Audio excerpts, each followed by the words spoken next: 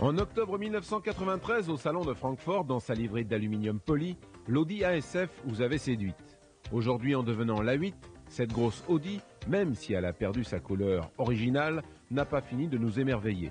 Sous ces lignes tout en rondeur se cache en effet une révolution technologique et l'une des meilleures voitures du monde.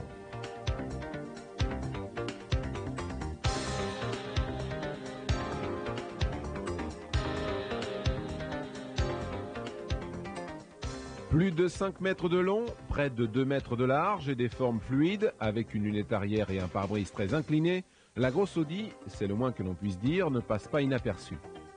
Sa silhouette attire les regards tout autant que le petit sigle apposé sur la malle arrière interpelle les connaisseurs.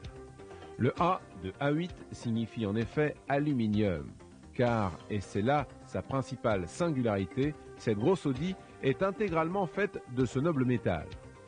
Du châssis-cage à la carrosserie, les ingénieurs d'Audi ont choisi l'aluminium. Résultat, une structure plus rigide et un poids à la baisse, la voiture ne dépasse pas les 1800 kg.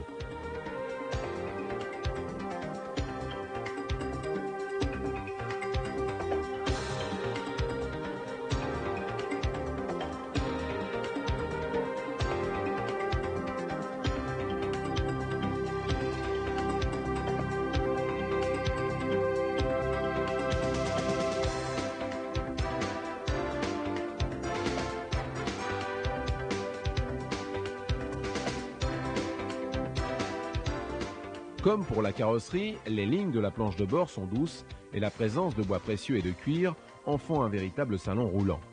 Pour quelques 460 000 francs, l'équipement est bien sûr ultra complet avec quelques plus comme les sièges arrière chauffants, la climatisation intelligente qui tient compte de la position du soleil pour souffler plus de chaud ou de froid d'un côté ou de l'autre de l'habitacle et enfin les doubles vitrages qui isolent réellement les occupants du monde extérieur. Car la plus grosse qualité de la 8, c'est celle-là, un silence et un confort digne d'une Mercedes. Et oui, sur ce plan, le constructeur d'Ingolstadt a réussi à faire aussi bien, sinon mieux que la référence en la matière. Avec la 8, on ne roule pas en flotte, ce qui ne va pas sans poser quelques problèmes lorsque le rythme s'accélère. Malgré les 4 roues motrices et la boîte Tiptronic Porsche qui autorise un usage quasi manuel de la boîte automatique, il est bien dur d'adopter un rythme sportif avec la 8. Pourtant, le gros V8, 4 litres 2, 32 soupapes de 300 chevaux est loin d'être lymphatique, mais les suspensions trop souples entraînent un roulis et un tangage qui ont vite fait de refroidir les ardeurs des conducteurs fougueux.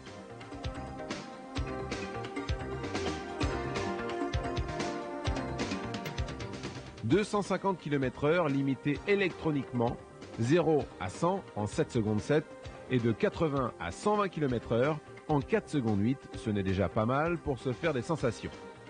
C'est assurément l'une des meilleures voitures du moment, mais pour s'amuser, il faudra attendre qu'Audi, ou un sorcier préparateur allemand, nous concocte une version à suspension raffermie et jantes larges, et alors, attention mesdames, les GTI.